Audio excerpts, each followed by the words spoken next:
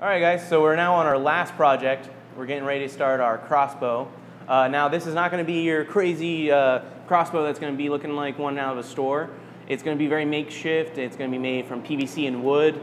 But the thing is we're going to make it in a way that it does look somewhat professional, and it's going to actually have a lot of power. This is not going to be a toy. This is actually something that can kill something and can be used for hunting and everything else.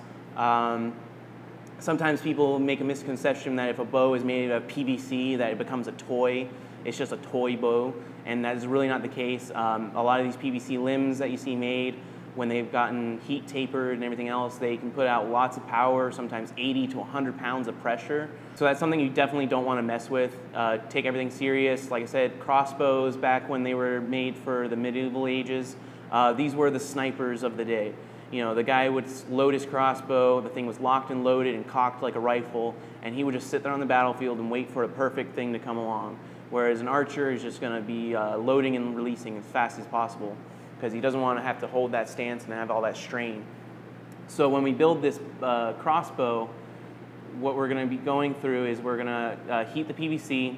We're going to flatten it out to give the PVC some reinforcement. We're going to attach it to our wood. We're going to show you how to rasp the wood down into a stock.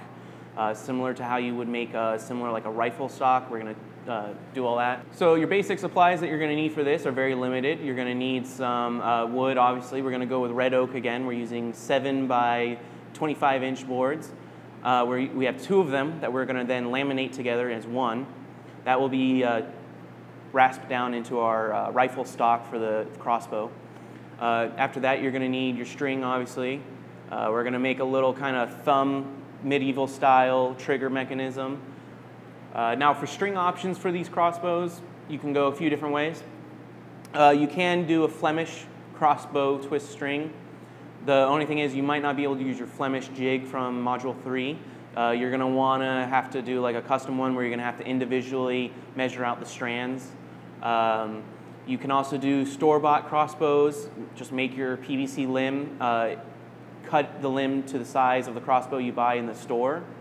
Now for this project, I'm going to use not PVC, sorry. I'm going to use a paracord bracelet. I'm going to disassemble the paracord, and I'm going to use the paracord as my bowstring. I'm trying to use the paracord as much as possible to just see how well it stands up to on these bows, to see if the paracord bracelet is really a feasible option. And then their limb will be made out of a nice 1-inch PVC pipe. So let's go ahead and head over there. We'll get started and go through all the steps to show you what we're going to need to do and how all those different kinds of materials are going to be used.